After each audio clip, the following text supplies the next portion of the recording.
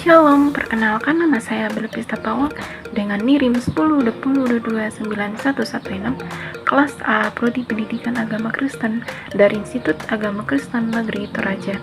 Nah, di video kali ini saya akan membahas tentang bagaimana pandangan etika Kristen mengenai judi mapasilagatedong atau adu kerbau. Nah, pertama-tama itu kita lihat dari etika Kristen. Apa sih itu etika Kristen? Etika Kristen adalah sebuah cabang dari etika yang isinya tentang ajaran-ajaran isi Alkitab dalam umat Kristen. Nah, etika ini juga menekankan perilaku yang dikehendaki oleh Tuhan yang mencerminkan tentang nilai kasih, kebenaran, keadilan, dan kerendahan hati. Nah, kita juga masuk ke pengertian judi.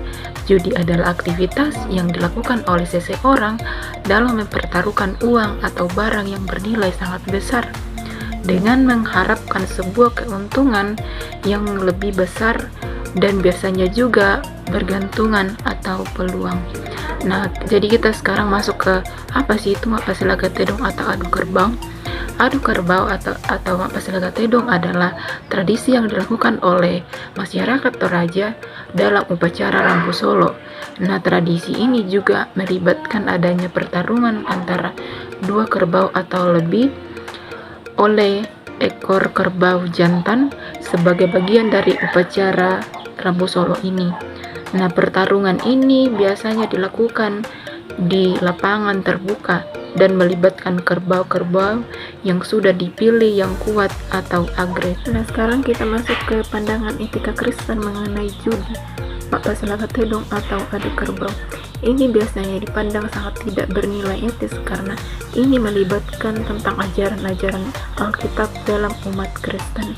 Ada beberapa bagian yang dapat mempertimbangkan prinsip etika Kristen mengenai judi dalam mapasilagatedong atau adu kerbau.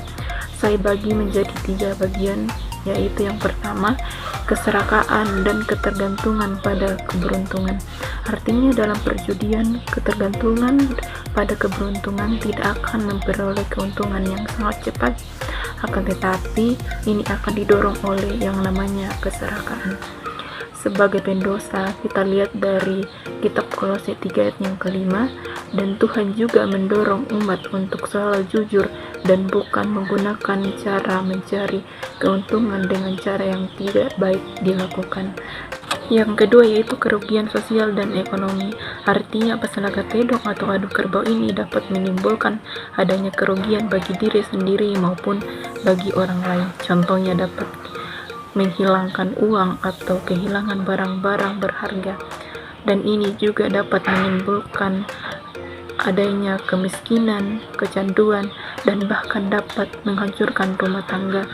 Nah, dalam etika Kristen ini dapat kita ajarkan untuk selalu memperlihatkan kesejahteraan orang-orang yang tidak dapat melakukan hal-hal yang dapat merugikan orang banyak.